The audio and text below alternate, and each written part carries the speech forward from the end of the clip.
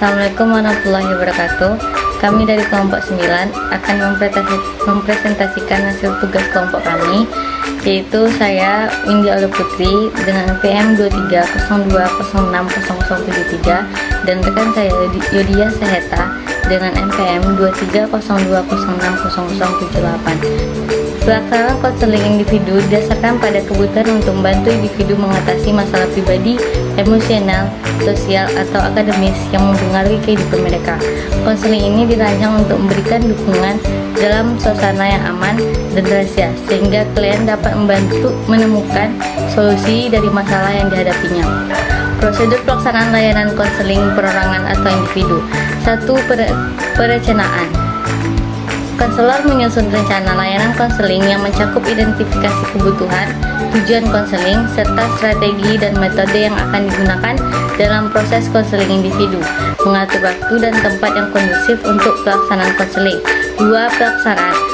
Proses konseling berlangsung antara konselor dan klien dalam sesi pertemuan yang struktur.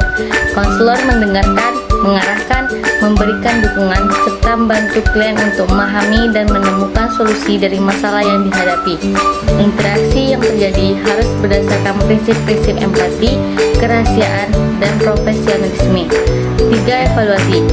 Setelah sesi konseling berlangsung, dilakukan evaluasi terhadap hasil dari proses konseling, baik dari segi kemajuan klien maupun aktivitas teknik yang digunakan. Konselor dan klien bersama-sama menilai apakah tujuan awal konseling telah tercapai. 4. Analisis. Konselor menganalisis hasil evaluasi untuk mengetahui sejauh mana intervensi yang dilakukan membantu klien mencapai perbaikan, mempertimbangkan apakah perlu dilakukan penyesuaian pada rencana konseling berikutnya. 5. Tindak lanjut.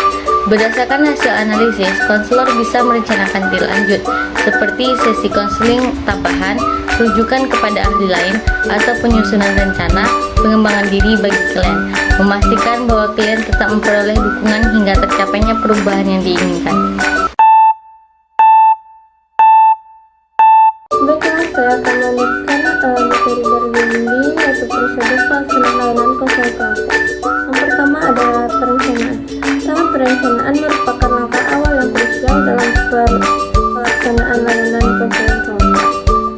Dengan menentukan kebutuhan dan permasalahan yang ingin diatasi melalui layanan konseling kelompok ini dapat dilakukan melalui observasi, wawancara, atau survei terhadap calon peserta.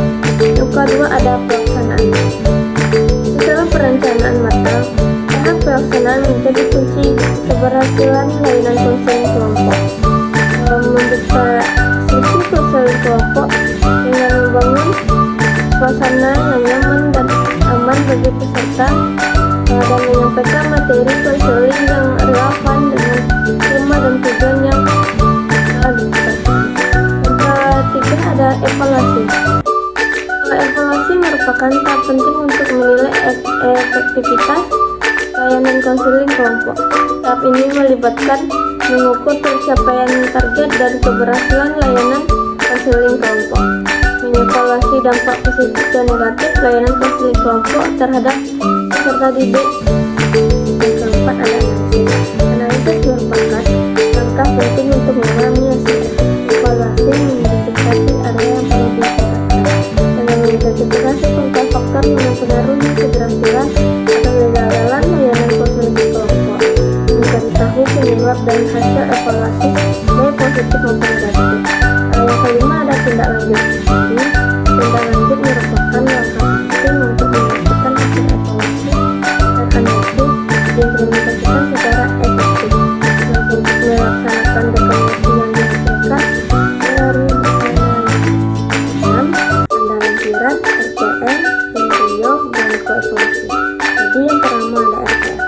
RPL atau dikenal dengan rencana pelaksanaan layanan atau dokumen yang memuat rincian mengenai pelaksanaan layanan konseling seperti tujuan, metode, jadwal, dan tahap yang akan dilaksanakan. Kedua ada skenario.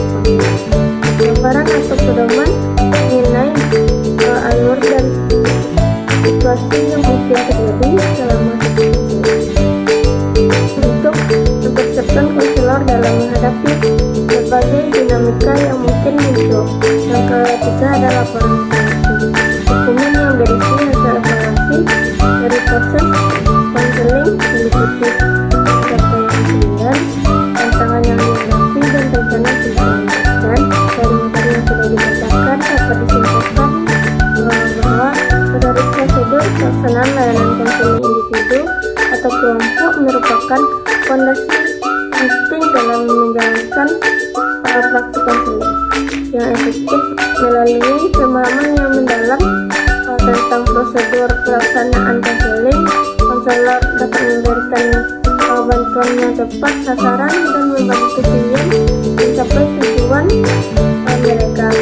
Pengembangan materi ini secara berkelanjutan akan meningkatkan kualitas layanan konseling dan membantu lebih banyak orang untuk mengatasi masalah mereka dan menjalani hidup yang lebih baik. Sekian dari kami, mengucapkan terima kasih.